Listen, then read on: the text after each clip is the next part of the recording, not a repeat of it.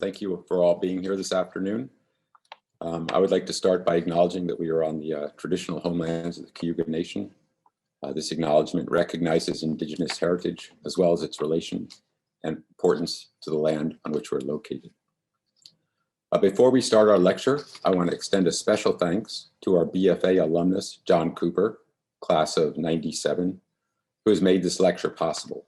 This lecture will be the first of the appropriately named John A. Cooper Visiting Artist Lecture Series, a series geared in particular toward our BFA students, for whom John maintains a particular interest. By providing generous support for this lecture series, he very significantly augments the department's intellectual resources, providing the ability for us to attract high-profile and historically influential artists to campus. We apologize that to campus in this case means virtually, but we anticipate that going forward, our visitors will in fact be able to come onto campus.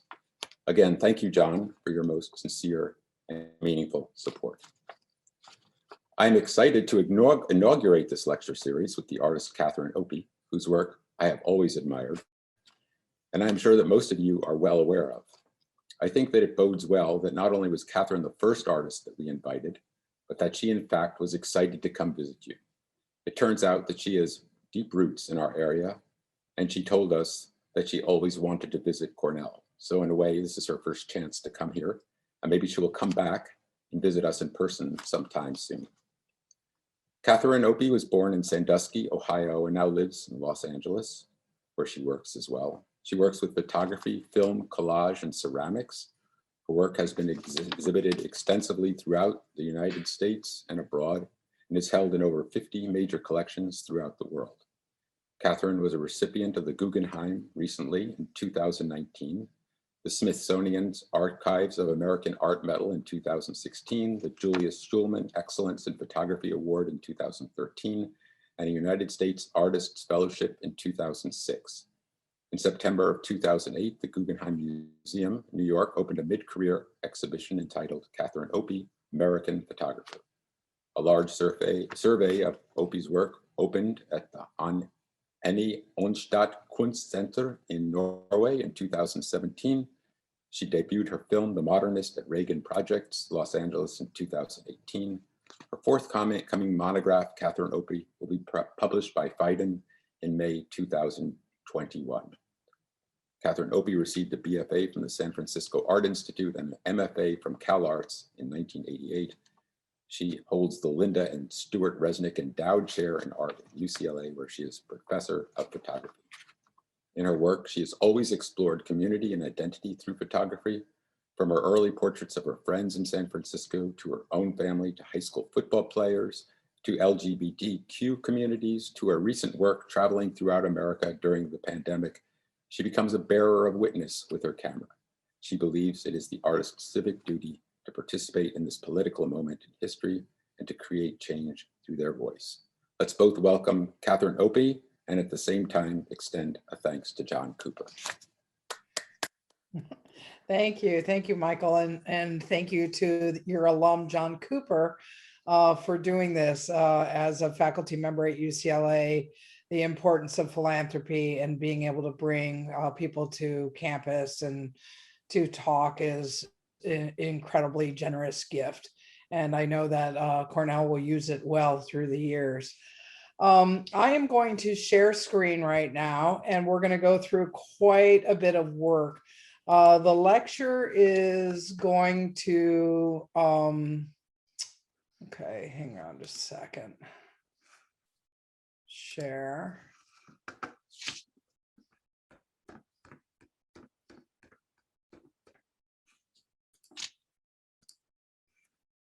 Okay. The lecture is going to predominantly be a chronological lecture in relationship to the bodies of work over the past 30 years.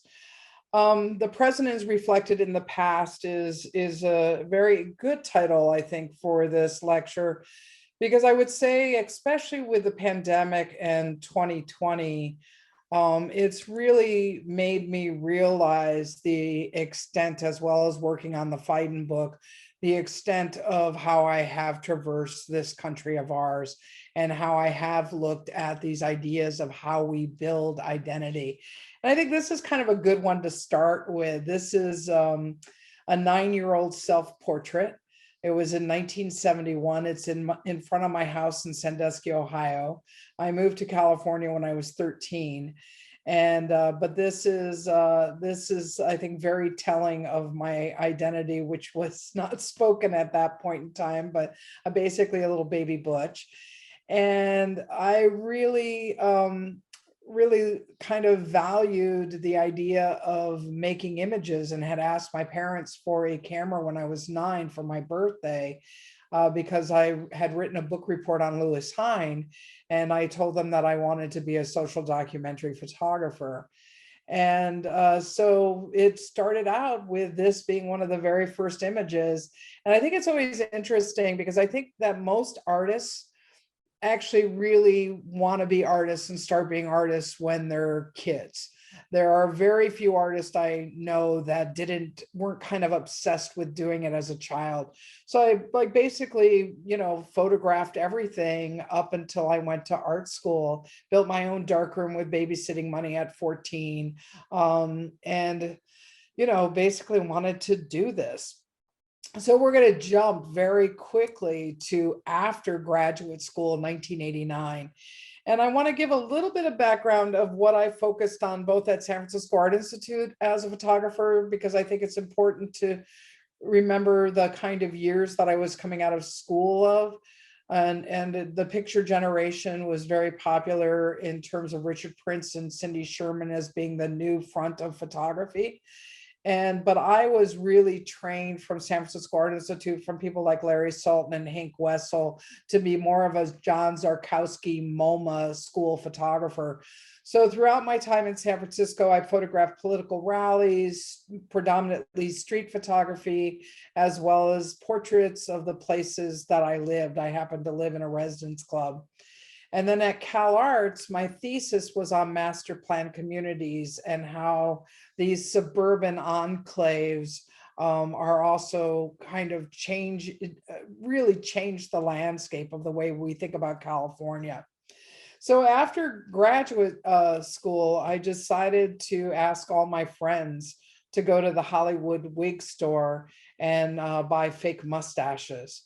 And so this is Bo. This is my alter ego. And so through it, these are shot with a 4x5 camera. Detail is super important. The prints are 16 by 20. I'm doing studio photography for the first time. I'm not roaming around making images anymore. And you go from Bo to Chicken, and the plaques are all their nicknames. So I'm also thinking about kind of how heads become monuments to a certain extent. Jay. And when I exhibited these photographs, one of the things that was kind of new is this direct gaze back, the female gaze, but it was obviously made into the male gaze because of the fake mustaches. And it was always interesting to me that even though you could see the glue and the webbing and everything very clearly of the falseness of the facial hair, that people automatically assumed that they were guys. So there were a number of exhibitions that I had where people would say, I think I know that guy. And I'd be like, well, they're all lesbians with fake mustaches and beards. Papa Bear, great nickname. Oh So Bad, another good one. Pigpen. And I would say that this work, as well as the early portraits in the 90s, are what kind of launched me into a broader art world conversation. So in 1990, a really good friend of mine, an artist by the name of Richard Hawkins that I went to Cal Arts with, we started making the first couple of portraits together. And then Richard said, this is your body of work. You keep going with it. And I was also shooting, again, large format, so 4x5 camera. I was going back and forth from Los Angeles to San Francisco. So in August, I would rent a studio and friends would let me stay in their house. And so this is Justin Bond. We have Mike and Sky. And I don't think that I would have made and have these portraits if it hadn't been for really wanting to talk about my community, and especially a community that is destined from AIDS. Diane DeMassa, who is the creator of a great zine by the name of Hothead Paysan, homicidal lesbian terrorist, also a painter. We have Angela Hans Scheil, a really amazing Austrian experimental filmmaker. Alistair Fate, an incredible tattoo artist. Also came out of San Francisco Art Institute. Penn, who you'll see through the years. So you'll see his body, her body change through the years. Their body. Chloe. Now the backgrounds for me were a way to kind of decide how to make a portrait. The big influence for me was Hans Holbein. And I really wanted to have a conversation with the history of painting and portraiture. And I decided not to use the queer body in relationship to their homes. I wasn't interested in making black and white portraits in their environment. I really wanted the portraits to be this kind of noble, regal experience of my community. I wanted to change the way we think about documentary photography, that these can also be documents, but they're not, they're not necessarily about a documentary practice. All the information for me lies within the body. The body is often, I think of as a site of architecture as well, an architecture of identity. This is James. The last person was Idexa. This is Bo. I printed all my work myself in the darkroom. These were 30 by 60 inch prints, and I've always felt that these were a little bit more performative. So Bo is my alter ego. We have Ron Athey, who has an amazing exhibition up in New York right now at Participant, a survey of all of his work as a performance artist. He's been a long friend and collaborator. We have Vaginal Cream Davis, one of the great drag queens, radical drag queens of Los Angeles, who has predominantly lived in Germany for the past couple of decades. We have Divinity Fudge in all her glory. So people would come to the studio and they would bring their costumes, or we would collaborate. I often would pick the color of the seamless. I would have all the various colors of seamless to kind of figure out what I felt would best match with the body. And we kind of went about it that way. And in 1992, I made this image called Dyke, and my friend Stake had tattooed Dyke on the back of her neck. And I thought that it was an incredibly brave decision. And, going through Europe in terms of museums and the galleries, these kind of wallpapered fabric backgrounds that great master paintings get hung on, or what the thought of decorative is got me really tied into starting to use these fabric backgrounds. And so I used the fabric backgrounds on 4 portraits. So Dyke being the first in 1992. And then in 1993, I did self-portrait cutting. And self-portrait cutting came after a relationship breakup. And it was, I constantly drew the stick figure girls as I would be talking on the phone. At that point, we were tethered to phones on our desk. We couldn't walk around with a cell phone in our pocket. And I kept thinking about the childhood drawings that we make in kindergarten, and just the blood of AIDS and what AIDS represented, and queerness and homosexuality, and how to deal with the incredible homophobia, especially after watching, the Senate hold up Mapplethorpe photographs for the NEA4 around the National Endowment of Arts, and who got to participate more or less in terms of creating a broader discourse around queer identity in the art world. And so you'll notice that, it's my blood and the cutting that was done in my back. I also have a sense of within my head in the fabric. And then in 1994, I made a little bit of an angrier piece, and that was a Pervert. And Pervert was made after I participated in the National March on Washington for gay and lesbian rights. And within my own community, all of a sudden, the queer leather community were thought of as perverts. And this was language that I heard obviously from a heteronormative community, but not from my own queer community. And so this is my Henry VIII portrait. It's like my kind of version of Holbein's Henry VIII, where I'm going to be a warrior here. And then following it in 2003 is Self-Portrait Nursing, where you still see the cutting of pervert very clearly on my body. And I'm holding my 1-year-old Oliver, who was still nursing at that point in time. And what's interesting is what happens with critics. I'm obviously playing with the mother and child, Madonna and child imagery, like what we know through art history, using this kind of backdrop again. I'm sitting in a really beautiful finial chair. I'm always using Danish modern chairs as props within my work. But when it was reviewed in Art America, what was really interesting is the reviewer put in parentheses, not within the article, that my baby looked too old to be nursing. And so this is another thing that constantly gets attached, right? It's just like, well, this is an older lesbian body, 40 or 41 I was at that point in time, or 40. So we're going to go back, even though we jump forward with the self-portrait in the 2000s.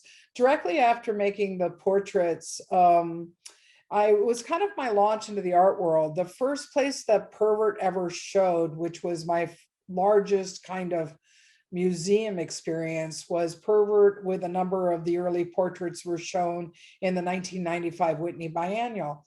And I knew that with the past of what I photographed, I didn't want to be a singular artist with a singular identity, that I wanted to be able to traverse the kind of landscape, so to speak, of both of ideas around community and the representation, as well as the specificity of identity.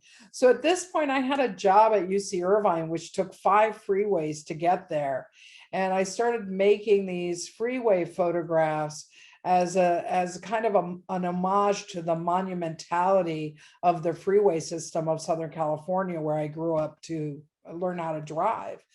And then I mirrored platinum printing with it because I wanted them to almost look like graphite drawings, kind of thinking about Via Selmans. And so this series, the freeways are all empty. I went out on Sunday morning. They're not photoshopped. There isn't really any Photoshop that is done within my work. And so you'll see cars on them here and there, but I really wanted them to be predominantly empty. And I'm shooting with a Fuji G617. So the actual catalog and the actual freeways are platinum contact printed. So they're 7 by 17 inch in terms of centimeters. This is off the 15. Most of the work in terms of road trips and doing work are all untitled.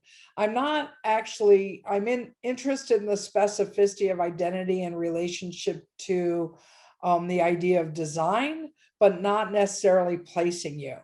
I tend to be a wanderer in life, and I'm always carrying a camera.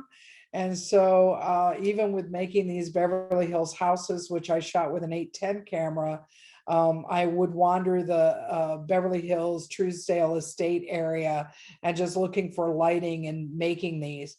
And this is a very awkward body of work for me, because even though they were architecturally correct in relationship to using a large format camera, they're very odd because they're 40 by 50 inch prints that I made. And then they're basically look like oversized real estate ads. And I was really interested in how this period of architecture, especially throughout Beverly Hills and Bel Air, borrowed from all of these other periods of architecture. So you have the tin mansard roof with the brick, how these little shrubs line up in front of it. They're kind of awkward and comical to me.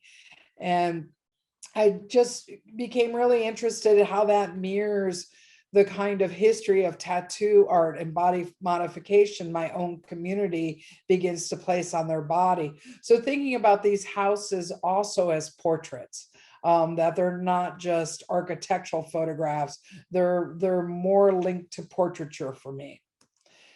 American Cities is really linked to that history of American photography. I started with a 7x17-inch banquet camera made by Keith Canham. And so the first part of the mini series, this American City series, was all mini malls.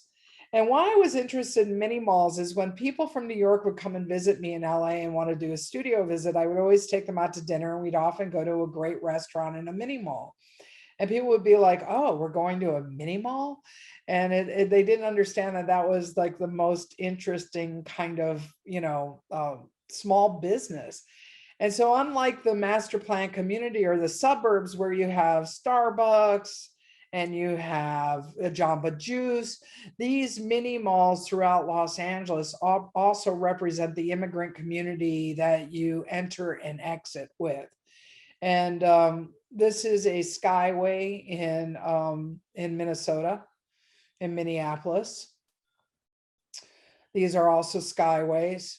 And so Skyways and ice houses became the specificity of identity of that area for me when I was working on a body of work for the Walker.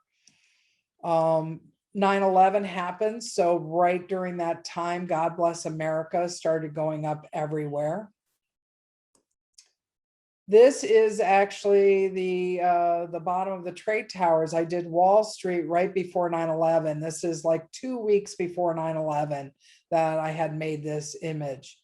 And it became an incredibly important image to a lot of people, because a lot of people escaped through this bridgeway after the towers were coming down and burning. I was really thinking about Bernice Abbott a lot with this. I was thinking about how New York was always about this kind of verticality. And being from the West, I'm really interested in how the panorama still can show the verticality, but it also flattens the space, so to speak. The negatives were all drum scanned, and they were outputted at that point. Some of the best digital printing was iris printing. So they're actually all iris prints. But you'll see this is the bottom of the trade towers. And I think this was the first time in making a body of work, I realized that I've always felt that photography was really important 100 years from now. Like me writing a book report about Lewis Hine and how he was able to change child labor laws.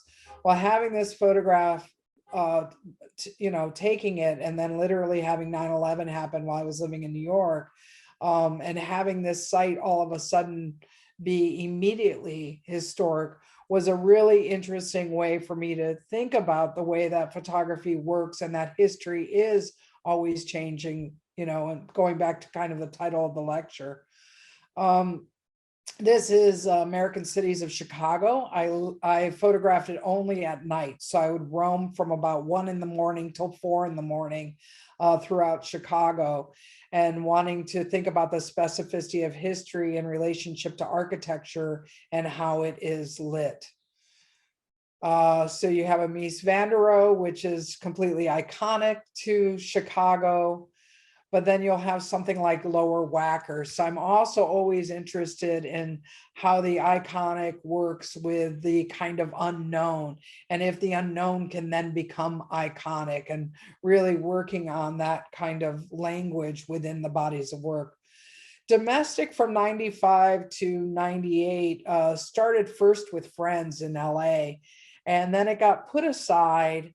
And then in 1998, I bought an RV and I drove throughout America for 3.5 months, photographing lesbian domestic. This body of work was in conversation and in dialogue with Peter Galassi's exhibition at MoMA, Pleasure and Terror and Domesticity, and also with Tina Barney's Theater of Manners. And so again, using an 8x10 camera, photographing and kind of setting up these tableaus for the first time in a certain way, using that mode of photographing. This is Tammy Ray and Kaya in North Carolina, Durham. This is Juliet and Kim with their new baby in New York. This is Joanne and Betsy in Bayside, New York, with Olivia. And so you could see here kind of my love of Dutch still life and Dutch masters. Like I really heavily lit this. Some are naturally lit, but there was a lot of strobes being involved in this body of work. This is Clara and Christopher in Tulsa, Oklahoma. And I really basically wanted to just broaden the sense of community and kind of create domestic images that also were about households. So this is Becky, STS, and Emily in North Carolina as well. And this is all lesbians like each other when they break up for the most part. So this is a break up garage sale in the front yard of my old apartment building, which we called Casa de Estrogen in LA. This is Lake and Melissa in North Carolina. And then Herrick, Chloe, Flipper, and Tanya in San Francisco. And then with it, I did a series of still lives because I was like, okay, well, the portraits are great, but what about if we make this still life? So when I lecture, and you guys aren't going to laugh because I can't hear you, but this is, I always say that this is a lesbian washer and dryer. And then the audience laughs because they understand that every washer and dryer is the same. And so one of the things is I started lecturing saying this, and it was literally in the South that I got a question at the Q&A period going, well, what's a lesbian washer and dryer specifically? And I was like, it's just like your washer and dryer. And it's kind of the point of making the work is my relationship to trying to add more about my life in my own community to try to lessen the effects of homophobia and also to have people allowed to recognize themselves within a community through my work. Ice houses, as I said, I made these along with the Skyway photographs. And I came up with this, again, using an 810 camera, a vertical format, which is an unusual format for a landscape. But what happens is, notice as I go through this, is the horizon line stays in the middle. So as all 14 photographs build up within this body of work, the horizon line is the continuity to it. So it's a fragmented panoramic landscape, so to speak. And they're all taken on very white blizzardy days in Minnesota. I got stuck on the ice a couple of times. And I like this idea in terms of a temporal community, that these houses get pulled out onto the ice during a 2.5-month period of winter. At some point in global warming, we probably won't have frozen lakes enough for this landscape to exist. So I'm also interested in how photography works in that way, as well as how I was discussing the trade towers. And so they get farther and farther away and more blizzards. And then I moved back to California. I was living in New York at that point in time when I was making the ice houses, and I was teaching at Yale, and I moved back to California, and I began to think about how surfers are also a temporary community, that they exist just at this time in the water. And so using this, what we call in California, June gloom, the foggy sky and the horizon line in the middle, I began to make these photographs of surfers waiting. And so just like in ice houses with ice fishing, you have to wait. Surfers also have to wait for waves. And I have always been interested in how that kind of breaks down what is iconic. In terms of that, we think about a surfer photograph as somebody ripping a wave really well.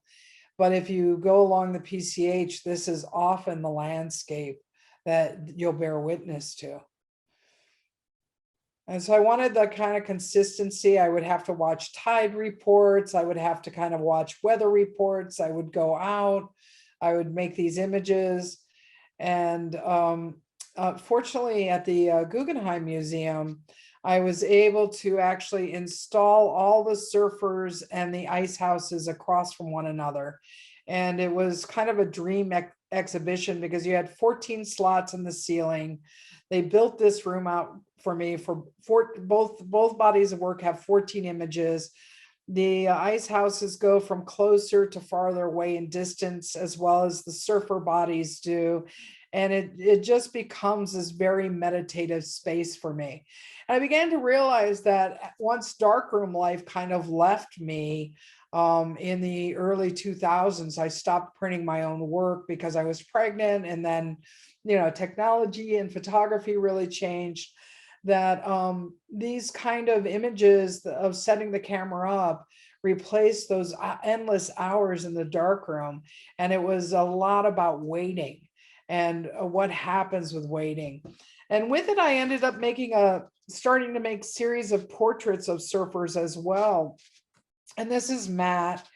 And I would ask people who were coming straight out of the water to actually sit for a portrait for me, or not sit, stand for a portrait. And, using a 4x5 camera versus an 8x10 camera, because I wanted that immediacy of just what you look like after surfing. So we have Matt, we have Larky. And again, we're thinking about people that are not necessarily imaged in magazines as surfers or the top surfers. This is just the community of people in the beach that I went to. We have Nick. Nick was a very touching portrait because unfortunately he passed away. And this image was the banner at Orange County Museum of Art during an exhibition. And the family reached out to me to tell me that he unfortunately went into a coma after a bad drug episode. And so I printed this image for the family because they felt like this was the way they wanted to remember him. And so normally I had always made portraits within my own community, within my own queer community. And so many of those friends had died of AIDS. And so then to reach out and hear about Nick dying from overdosing, to then having football portraits and players, actually families reaching out to me because their sons had died in Afghanistan, again reminded me the importance of these memories and how we hold people and what it is in relationship to kind of bearing witness, so to speak, that I use time and time again in describing my imagery. So going from that, we go to 1999. And 1999 was like a road trip that I did, really thinking about kind of the FSA, Farm Security Administration, history of photography, where, Walker Evans, Dorothea Lange, Russell Lee, a number of people would go out for the FSA under Roy Stryker and make images of America. Well, what was happening in 1999 was what I call a quaint fear at this point, where we thought we were all going to lose our information because of Y2K. So I went from New York to California on a road trip with a friend, making landscapes and making a body of work titled 1999. So this is the back of sunflowers, and you're going to see it somewhat sequenced, and then the front of sunflowers. So again, what is not iconic to then kind of the iconic image or pastoral image that we could imagine. Open road, every photographer has their straight line down the road. This is outside of New Mexico. Instead of Evans and Dorothea Lange's front of billboards, I was really interested in using the metaphor of disinformation because of Y2K. So it's the back of a billboard. But then there's the ever-present cross from the telephone pole in the shadow on the ground. I like how photographs contain ideas around poetry and metaphors. I like what happens with a reflection.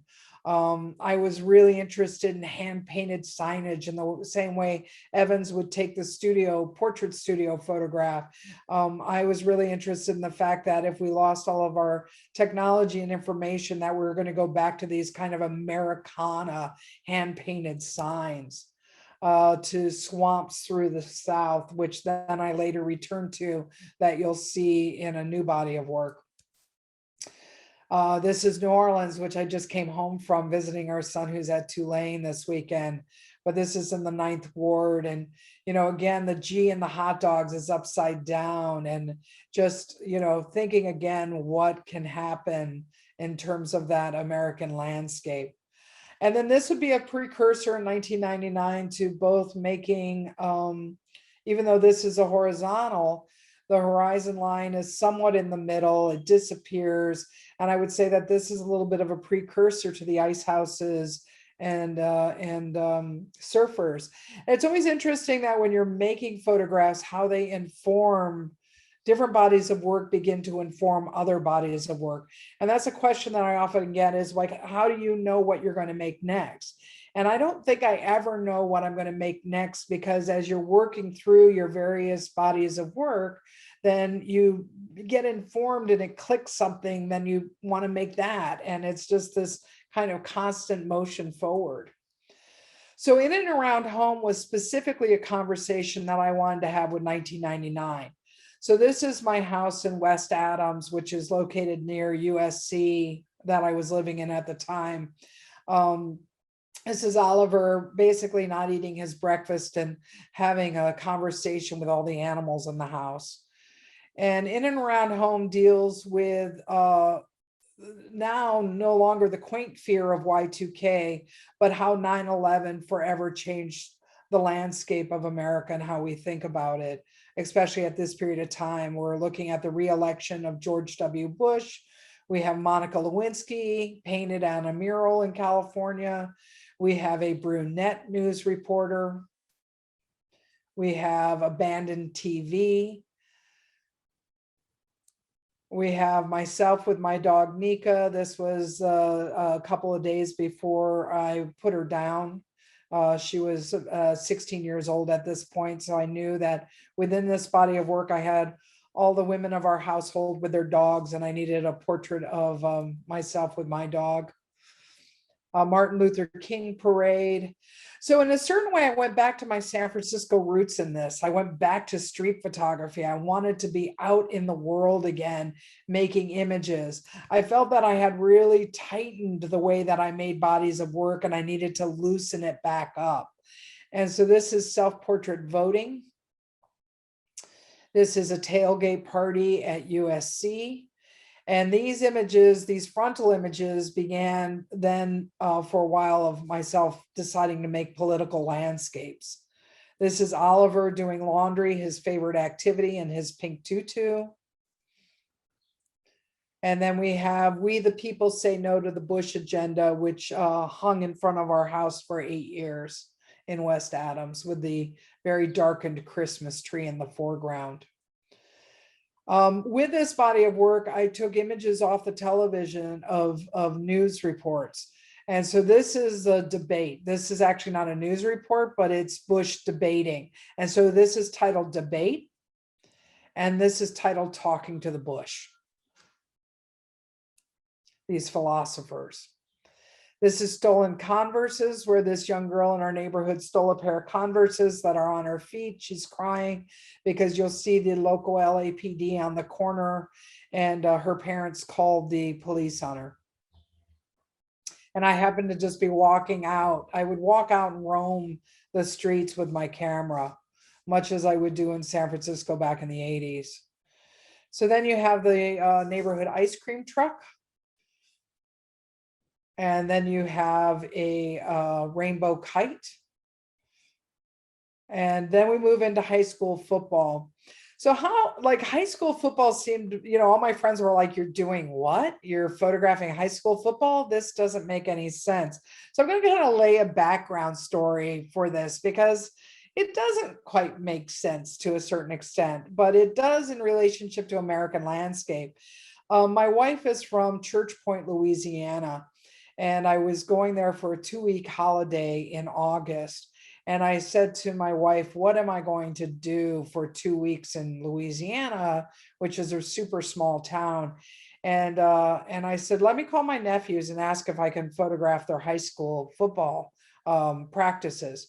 And then it just turned into a 3-year project of me roaming all this, good portion of the geographic locations of America, including Hawaii and Alaska.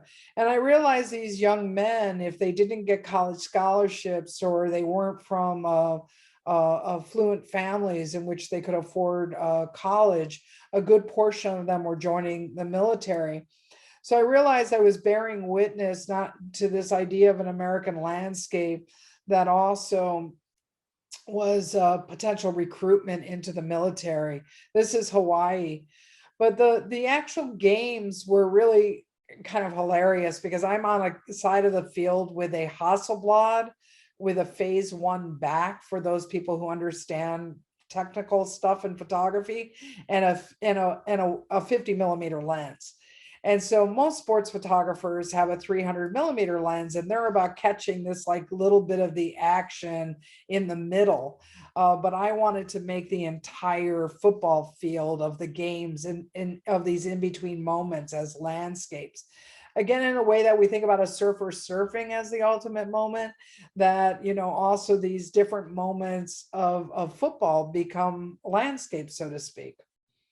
But the photographers would laugh at me. They were like, "What are you photographing with that camera?" And I'm like, "I'm making landscapes." And they're like, "Uh-huh."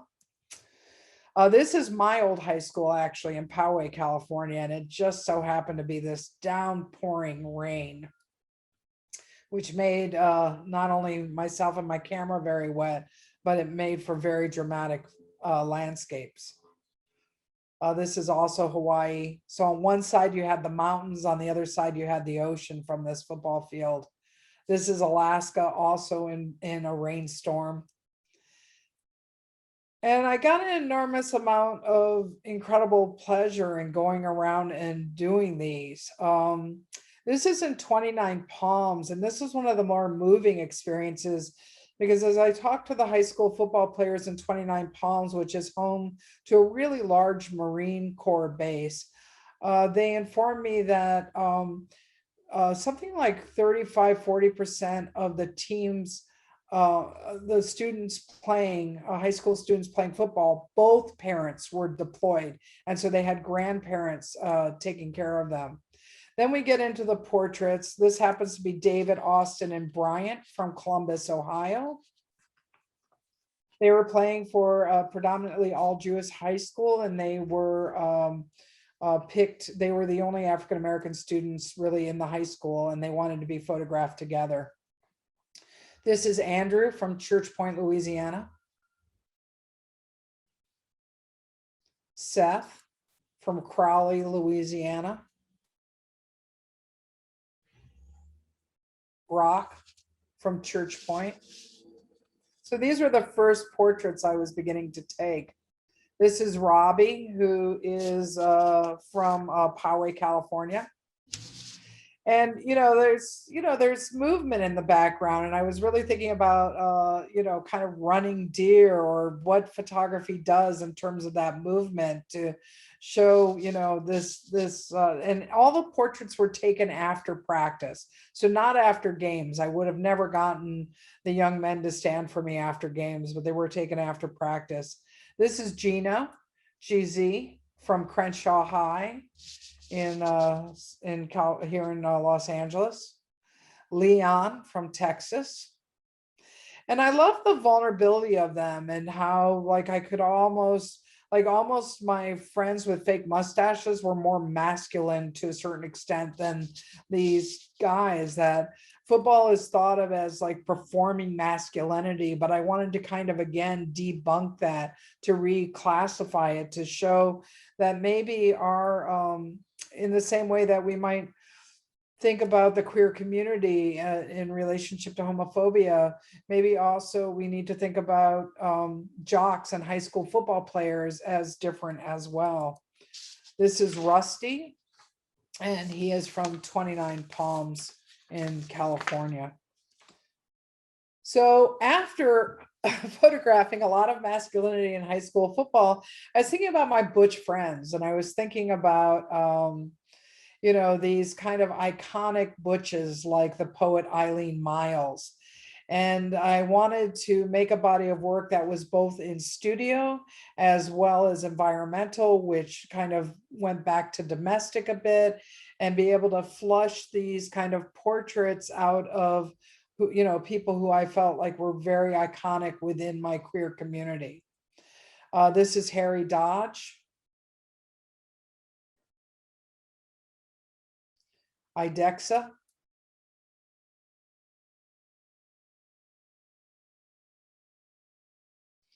We have Jesse and Pigpen. And as I said, you'll watch the bodies change over time. Lindsay with her dog, Miss B.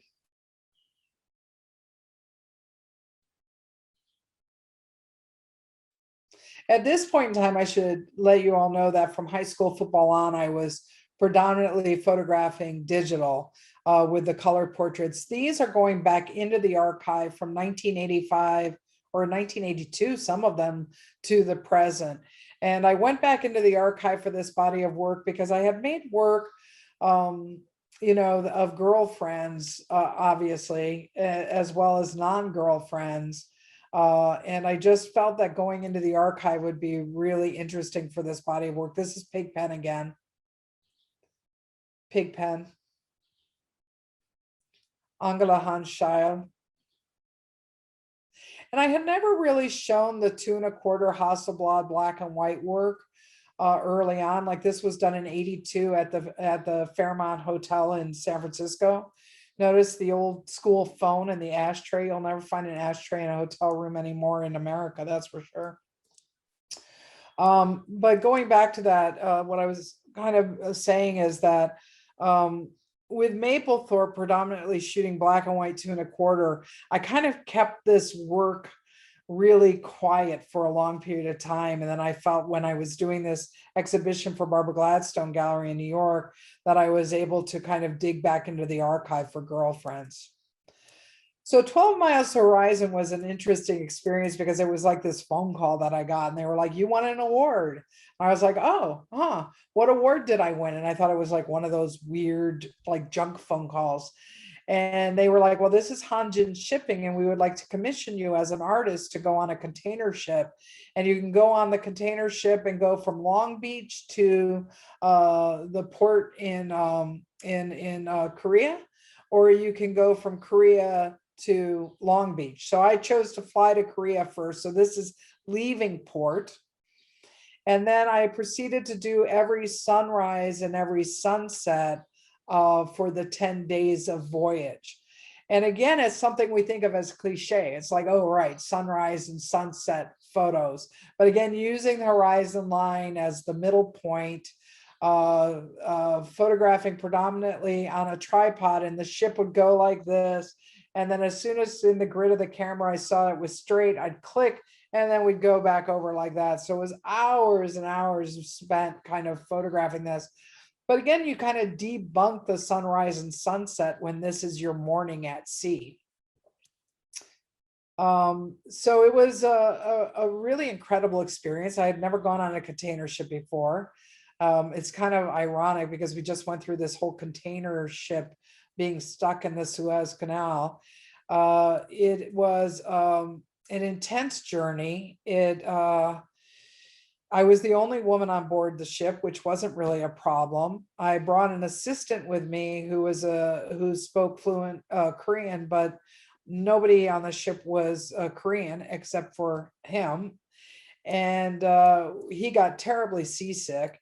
And then this is us arriving to the port of Long Beach, and there were over 5,000 containers on the ship.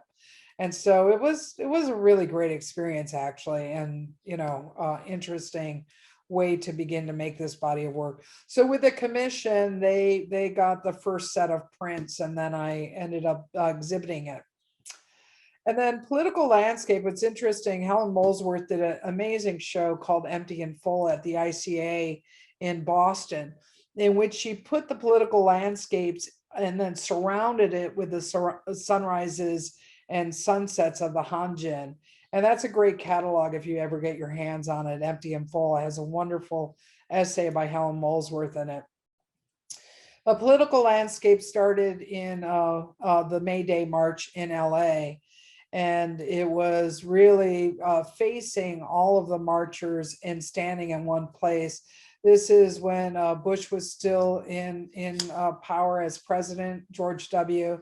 And I was really interested in how the American flag is used in relationship to protest. And so this is obviously coffins because of the war in Iraq and Afghanistan. Tea Party rallies that I went to. Also a Tea Party rally.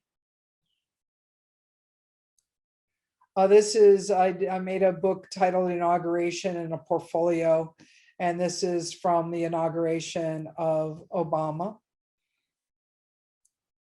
Also from inauguration.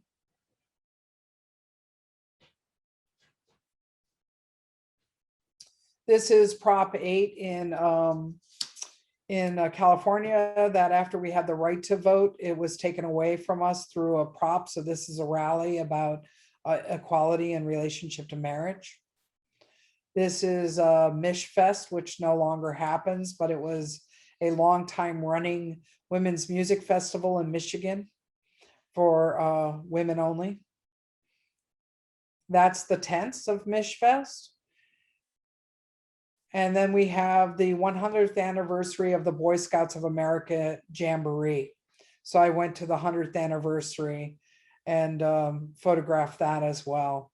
I'm really interested in kind of juxtaposing all the different factions in relationship to the hard kind of aspect of democracy within this country. And I would say the last 4 years of the Trump administration has been an incredible moment for me to try to begin to figure that out a little bit more. Going forward, this is the Women's March after the election of Trump, the day after in downtown Los Angeles, which happened all throughout the country. Somewhere in the middle is a body of work I did where I went back home to Sandusky, Ohio, and photographed the 4 seasons of Lake Erie. And it was a commissioned installation for the Cleveland Clinic Hospital, specifically the Hillcrest Hospital. And so it was just, again, horizon line in the middle, really looking at those 4 seasons of Lake Erie, right out of where I grew up from, and winter being the longest always, as you guys are coming out of winter there in upstate New York, and then to spring, and then to summer. Now, another thing that, you know, just like high school football, you wouldn't necessarily think of me being aligned with would be Elizabeth Taylor. And we share the same account, and it came down to being that simple, where Derek said, do you want to do anything with Elizabeth Taylor? Now, I had finished the body of work inauguration. I was thinking about Eggleston's images of Graceland, and Elizabeth was still alive when I started this body of work, but this is the last day the jewelry was in the house before Christie's came to take it for auction. So I did these abstracts of really well-known jewelry pieces on a pillow cushion out in the sun before Christie's took it all away for auction after Elizabeth passed. I was in the house for 3 months while she was still living, never met her, and then 3 months after. And it's a very intimate portrait of Elizabeth Taylor through her belongings. It was incredible to have access. And you know, again, this is a democracy of fashion for me. I'm not telling you or animating them of who designed them. They're just hanging in the closet, you know. So it's just like bringing the strobes in her very large walk-in closet and lighting these and making images of just how they hung versus talking about who the specific designers were. And the kind of fabrics and the way that everything looks when you print these are, you know, this gives you an idea, has this incredible intimacy to them where you almost feel like you can reach out and touch them. I made a portfolio with this as well. So inauguration and this body of work are both a portfolio. Portfolios are something that photographers did a lot of, that kind of fell out in the 80s. And I really love it because it's a contained body of work in a box and you get to design it. And this is the beginning of it, which is, and you get to sequence it, and you get to stamp the back. And I get very into that specificity of the history of photography.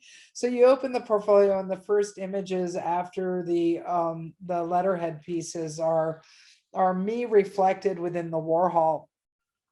And when the book came out, there was a there was a review of it on Amazon, and somebody was like actually said in the review, like, I thought Catherine Opie was a good photographer. Why does she not know how to photograph artwork where she's not reflected?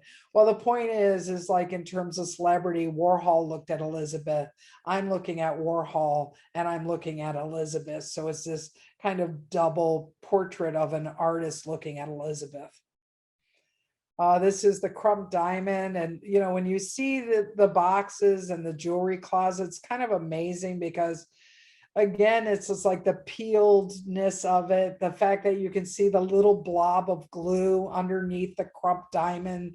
It's just like, even though it's super, super valuable, it belonged to a human being who really loved her jewelry. This is just a chair. It was a really great way to open just one of her movie set chairs. And I just kind of felt like it was almost like the silver screen curtain splitting. And then you just kind of walked around, you get a little bit of what her house looked like. And all of this, it no longer exists. Her cat Fang with these lined up Chanel shoes that she was trying to figure out which Chanel's to wear for some event.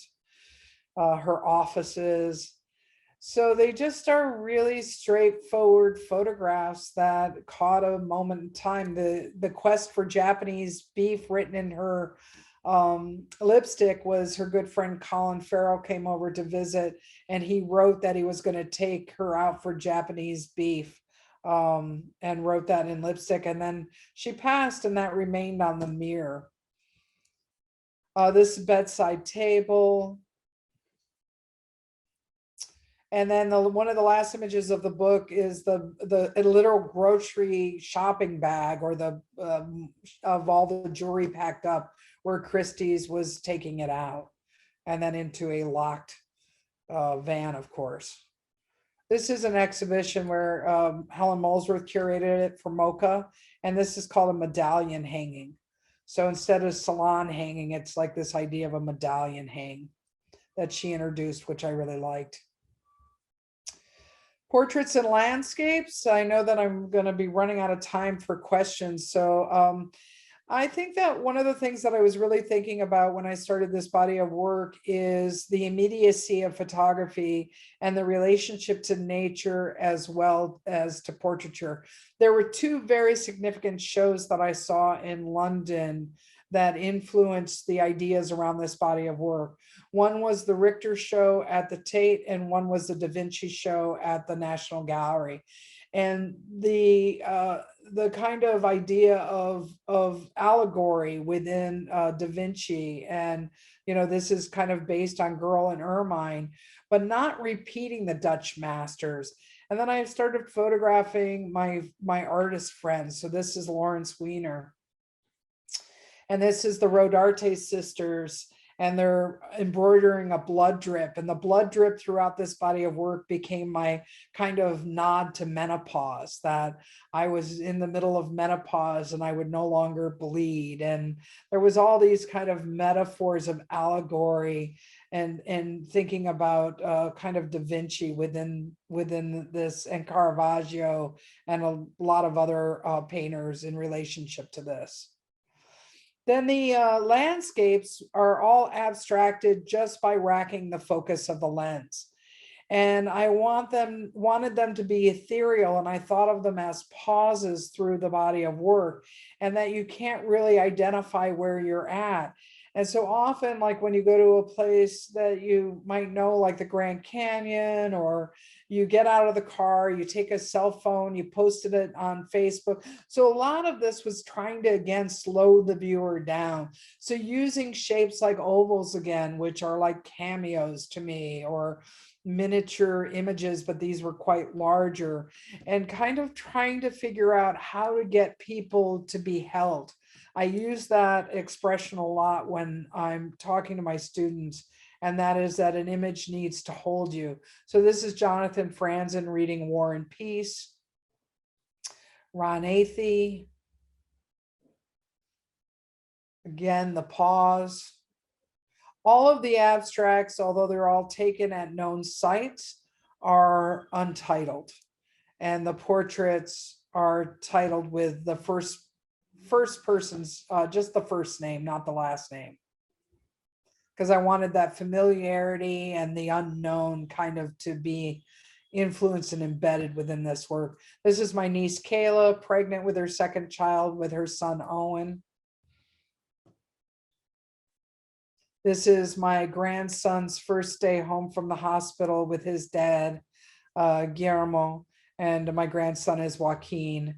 And this is his, I wanted this picture in relationship to self-portrait nursing, and also that we very rarely see kind of a mother and we know the mother and child image, but we don't know the father and child image. This self-portrait.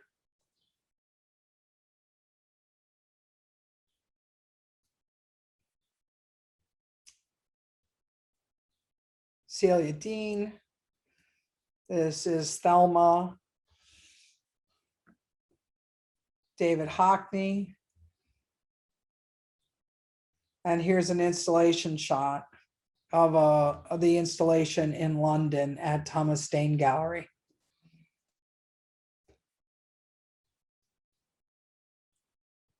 So then after making these abstract landscapes, I was making a big body of work of Yosemite for a commission for the new federal courthouse here in LA. Then I put this exhibition together for Layman Maupin in Hong Kong. And I really wanted to tackle Yosemite not from an Ansel Adams kind of view, right? We all know Yosemite through Adams, but what can we do with it, with the textures, the abstracting, you know, the kind of play of the landscape of Yosemite, which is both known and unknown. The kind of, I would say that I feminized it to a certain extent. And played around with like old Western films where I, racked it, the aperture down so it looked like night at day kind of shooting, abstracting it again. And then the piece at the courthouse is very straightforward, but these are the other images that I was making during that period of time. And then this is kind of an example of how I showed them in Hong Kong with these handmade ceramic stumps that I have I'm coming out about, so to speak. And so these are just all stumps that I've made over the years that worked really well with these landscapes, because they're not really precious at all, but they're kind of messed up. Then we go into the Modernist. The Modernist was a big body of work, very hard body of work. It's my first film, and you're not going to really see the film at this point, but this is an installation of it at Regan Projects, and this is the theater that the architect Michael Maltzin designed. And it basically is a conversation with Chris Marker's La Jetée. And it deals, La Jetée deals with the sense of nostalgia and wanting in relationship to nuclear obliteration. And mine deals with the fraught nature of nostalgia in relationship to the Trump era and the haves and the haves not in relationship to modernist architecture. And so this is, the inside of the theater where the film showed. There's one sound in the film, but otherwise it's silent, made out of hundreds of black and white images that is over 20 minutes long. And then around it were these prints, which you'll notice that the film is horizontal, but the portraits around the exhibition are all vertical. So while making it, I shot both vertical and horizontal.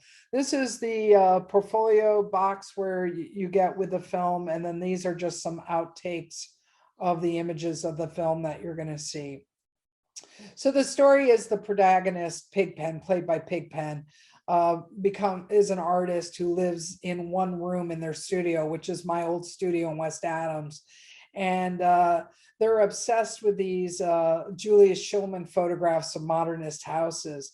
And so they start collaging and kind of pinning them up in their studio, and they live in their studio as well, because that's all they can afford in LA. And here the character is buying some flowers. And then the character is obsessed with making fires, and then starts burning down the actual modernist houses. Now, no modernist house was harmed during the making of this film. It was all water in the gas can, and we built all the fires in my backyard to Photoshop into the images.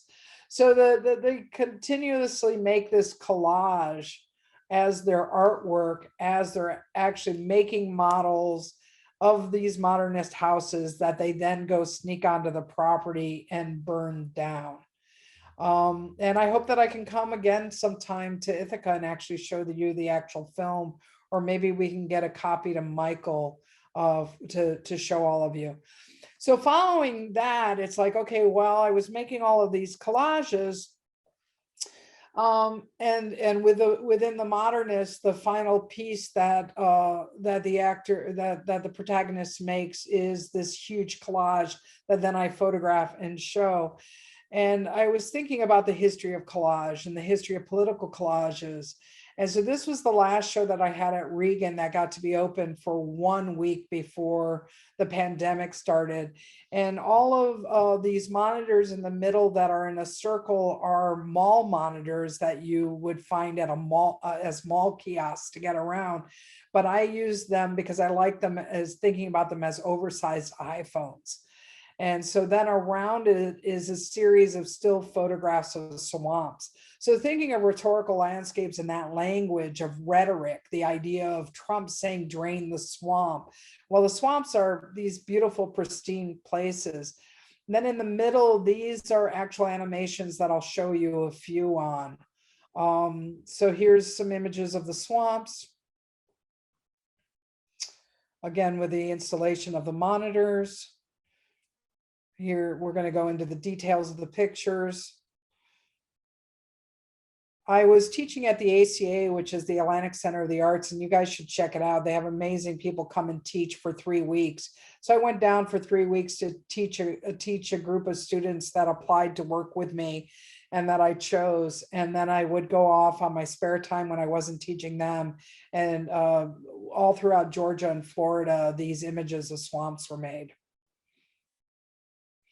And I really think about climate change a lot. I really think about like what is happening. And again, that I think photography in some way, it allows you to have this language and document the times that we're living in.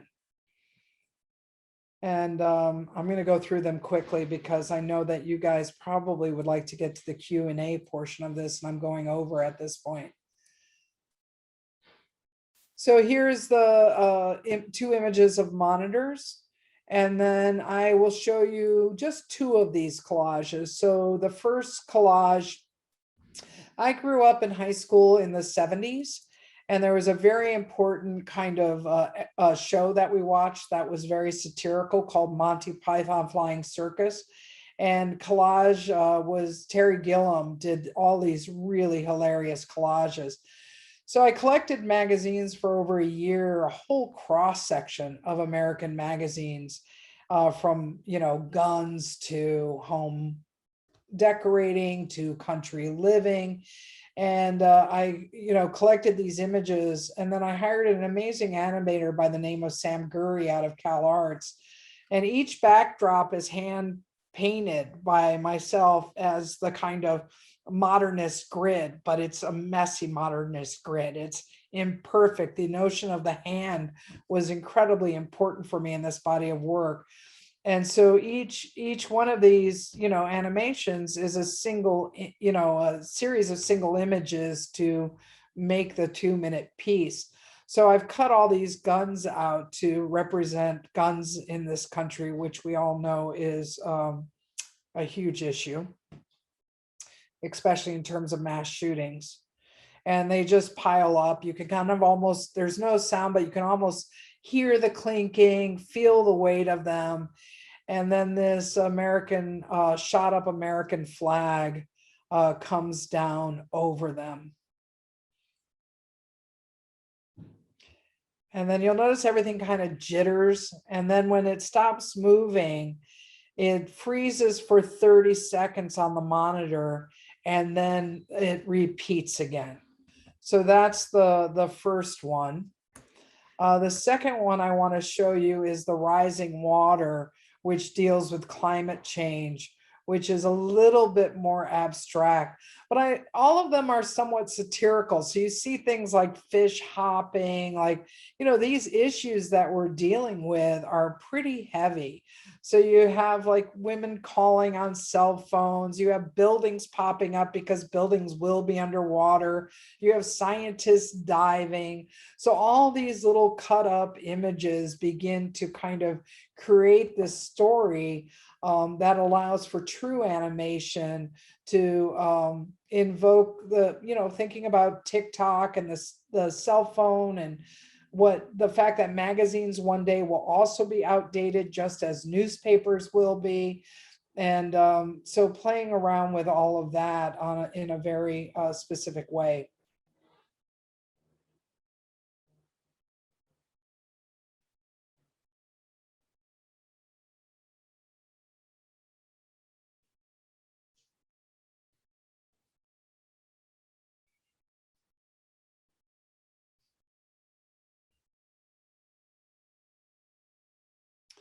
Always within photography, language is incredibly important to me.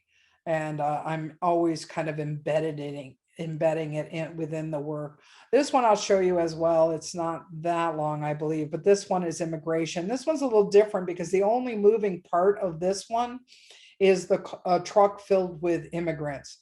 And so you'll see the truck get like closed in, with me then collecting from multiple magazine sources the articles in relationship to the issues at the border.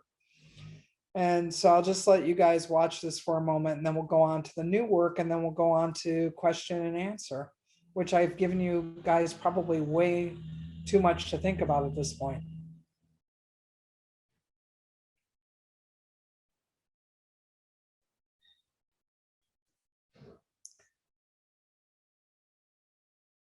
I think during the pandemic, the work that you'll see that I'm working on now, that one of the hardest things for me after cutting out magazine images was realizing how much I really value and think about photojournalism.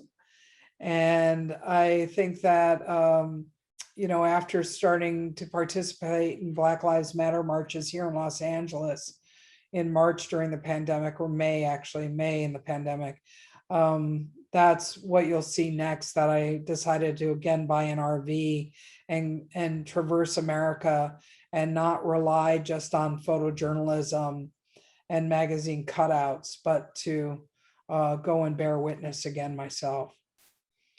But again, I don't know if I would have gotten to collage without the Modernist. I don't know if I would have gotten to making the body of work 2020 without making this. So it's always so interesting how one body of work leads you to another.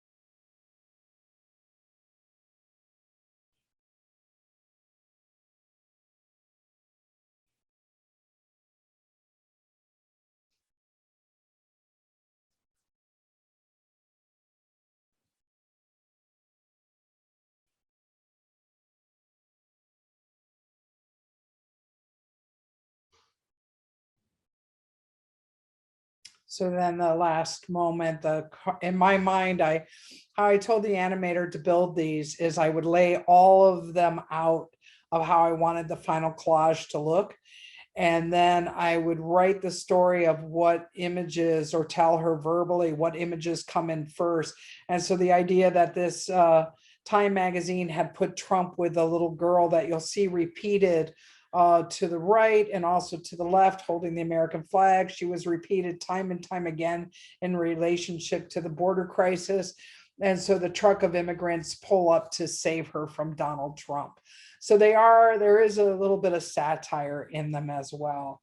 And so on to what I've done now, that is work in progress, 2020. And then the first piece that I made, Monumental.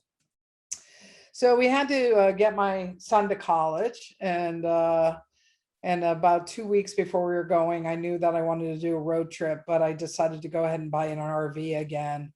And so this is just the beginning of the edits. The top pictures imagine as being to the left of the book, and the bottom pictures to the right. So this is beginning a sequence of images, and it won't be chronological in relationship to the road trip. The images will be paired with one another in terms of how I feel they work with one another. And I do that quite a bit too. So some monuments were shrouded. The Robert E. Lee had every photograph of an African-American person who had been killed by the police. The top photograph is at the Stephen Bryant's Museum of Peace and Justice in Birmingham. Below is a monument still standing in New Orleans, which they had, put commissioned by Klansmen on.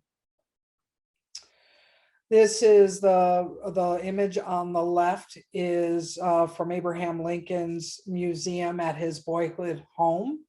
And this is these concrete reliefs, and you'll see it is the shackles are broken on this slave. And I juxtaposed it with the moment within the debate where the fly was on Mike Pence's head. And a little satire continuing from the collages. You have the memorial of Brianna Taylor. And then you have the Robert E. Lee Monument in Richmond. And so many families came to that monument. And while I was there for the day, they would ask me to do their photograph. And this specific family asked if I could make a photograph of them for myself as well. So a lot of things are just paired as well. Like this is just a burning heap going past. And this is where I'm interested in how photographs work metaphorically. So you have this like kind of burning heap of rubbish, but then underneath you have where a monument was removed. And so just the idea of this circle of what is burnt, what is preserved, like again, how images like the roots in the beginning work metaphorically. So this is the first photograph in the sequence of 7 of Monumental, which is a sunset. And I really want you to pay attention to the position of the sun in this photograph, because it's going to be important to how the ending works. And then these are just abstract images that I've made throughout national parks and state parks along my journey. And all of them have water in them. So I think of, this is, in some ways, I think of this group of images as they hang on the wall as a poem to this time of 2020. And so the only one that's in focus is the Robert E. Lee monument in Richmond. And the way that I photographed in this one, again, this is one of the most iconic things that we have seen throughout the year in terms of the media. But when you look up at this print, you look at the dejected face of this horse, this very tired horse. And then just all of the this is the interesting question is, should this monument stand now as a testament to the time as it is and continue to gather the marks of the relationship of systemic racism within this country? Or should this monument be removed? Because all monuments should be removed. And I think it's going to be a really interesting question and conversation we have in this country. So again, just a abstract landscape. The abstract land for me is about, ideas of memory of land. Whose land is this? The relationship to landscape in America in itself. And then this is the last image. And again, I asked you to notice the position. The sun setting is in the exact same position as the first photograph. But what I've done is it looks like it's been lowered, that the sun is actually setting, but the sun hasn't been able to set in relationship to racism in this country. So that is the monument/monumental, which is the first piece I made out of 2020, which for me is very much a poem. And that is all. And I thank you all very much for having me. And I will be happy to take any questions at this point in time. And I appreciate all of you staying on. Sorry for the beeping. That's outside my studio.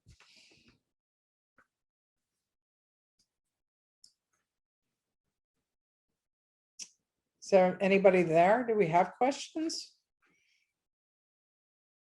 Can you guys still hear me?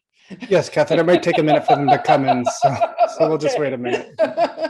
All right. I was just like, did I mess up and nobody saw me at all? We do have an in-person question from Margaret. Margaret, I'm gonna unmute you in a second.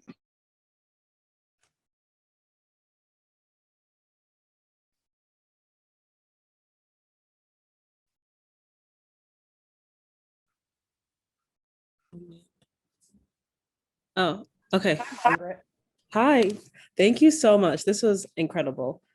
I was wondering, this is a very simple question, but I was wondering what your opinion about the monuments would be to keep them up, because my opinion is I would love to keep them up. I'm a Black student, and just like the graffiti of it is art, and I'm seeing graffiti everywhere, and it's been abstract. Like I just seen like the other day red and blue graffiti, like a spray paint that's like swirling each other, like and they didn't say anything about police, but like I knew it was about that somehow, or about America or anything like that. So I was wondering what you think about the monument. I mean, I'm conflicted. Like, I think that's something that is transformative as the Robert E. Lee, in which people now use that site as a community site. And that, for most part, that was in a very specific, very white neighborhood that was, sorry about the beeping, you guys. I can't do anything about the garbage truck. But I think that in a way that kind of transformation should be within that community for the rest of that community's life. I think that, those questions are really important. But I think that an enormous amount of activists also want them all completely removed. And that was the impetus of doing the trip, was not only participating in the marches, but then realizing that an action is being taken in which that it was really important to kind of create a documentation of this moment. Yes, the photograph will live on. Yeah. Nice, thank you. And maybe if they're all documented, maybe then that in itself is a moment within history that then their removal can take place. But I don't know, Margaret, I don't know if you've been able to go to Richmond, but I really recommend it. It was an unbelievable experience to actually be on site versus looking at the journalistic photographs that I had seen. Because it made you realize how people were coming from all over, not just within Richmond, but all over the country to take part and bear witness to that moment in history, specifically with that monument. Thank you so much. Yeah, I had a similar experience. I went to a plantation, South Carolina, when I was a kid, and part of me was like, "This is gorgeous here," and then the other part was like, "This is terrifying." So, yeah, I'll Virginia. I know it's especially terrifying when you see Georgia change their laws and it's all white men standing there with a beloved plantation painting behind them, you know, and then it's like, well, what are these spaces and how do we deal with these spaces and what do they mean and how do we reposition it all? And what is equality and what is truly democracy? I mean, those are the harder questions that I obviously can't answer through my images, but I think that they're questions that are being asked within the bodies of work. Thank God. Thanks.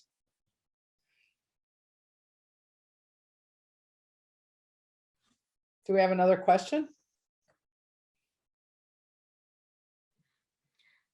Hi, Catherine. So we do have one question from Roland Flores. He says, the idea of place appears to play a significant role in your work, particularly in your photography of the houses in Bel Air and Beverly Hills, the sports fields, the landscapes and monuments. Is this a valid reading? If so, can you please expand upon your thoughts about the significance and value of place as a subject for artistic exploration? Yeah, Roland, I think that's an interesting question. Place is important to me because I always talk about the specificity of place, that even though we live in our kind of communities and our subcultures, that I think that often we forget that there's like larger ideas of community and representation of place that takes, that is envisioned.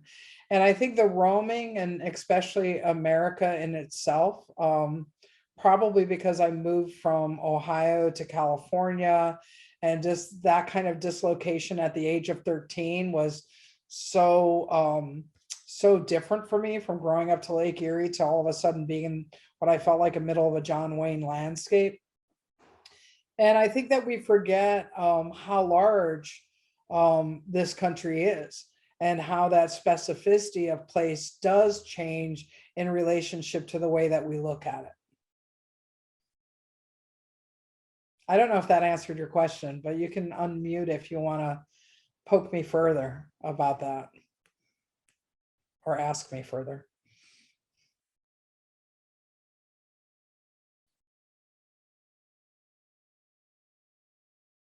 Yes, no?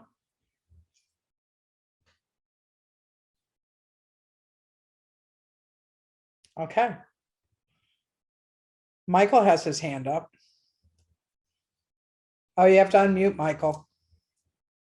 Even going to show myself to ask this question, if that's okay. Yeah, that's fine. I mean, I was writing down questions like crazy, and then you kept answering them. So I do that a lot in lectures where, yeah. So, I mean, because I was going to build a question about language, and then you answered that at the end. It seemed to me, though, maybe I would still elaborate on this question a little bit more, since you were talking about the monument recently in answer to the previous question.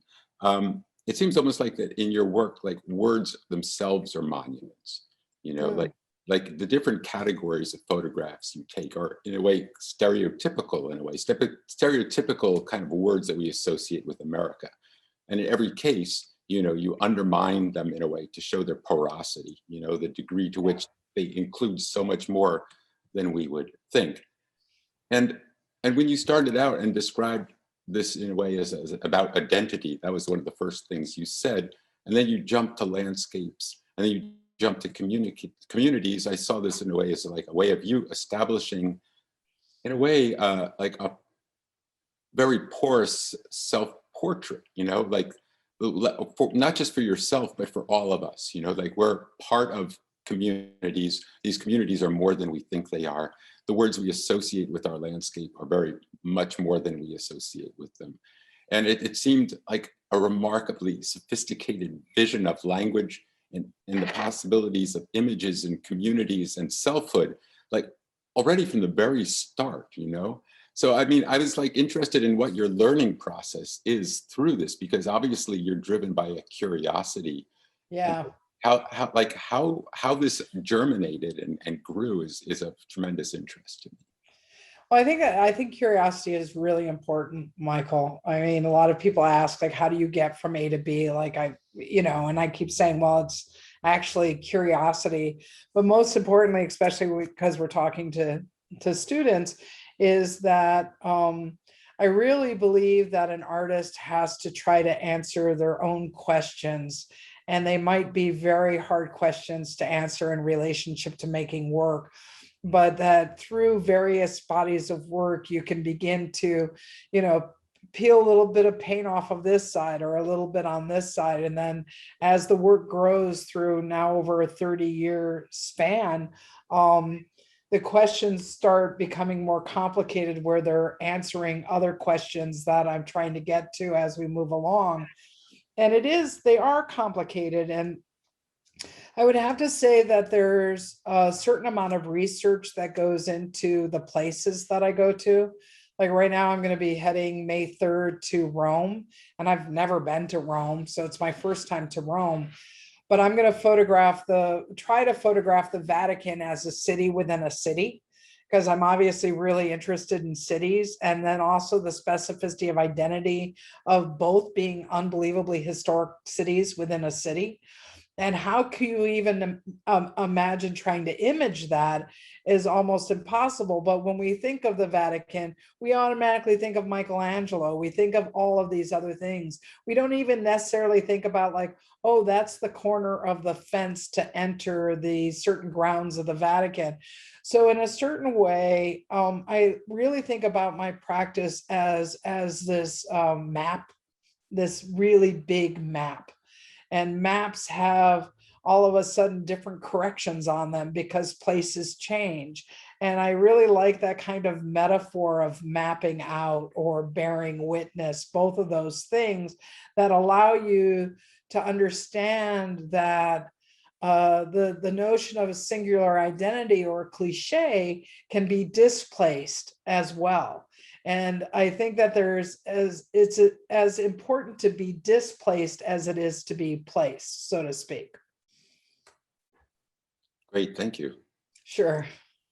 I mean, the net result of it all is that I feel included in this world that you've built, which is a really, really wonderful feeling, actually. Well, that's also the bigger aspect is humanity.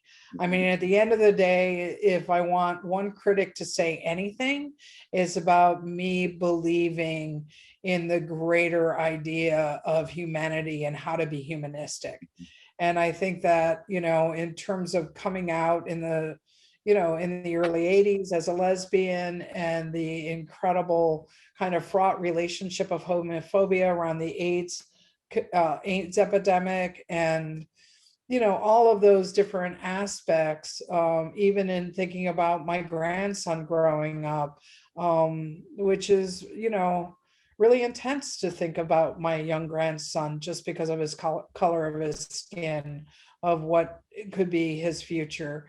And to just try to get to a better understanding of the fact that we all are here, to do one thing, hopefully care for one another with great care and care for our planet, and just it's a long process of getting to that better place of democracy, which is unfortunately disheartening time and time and time again. So we've got a couple questions in the chat.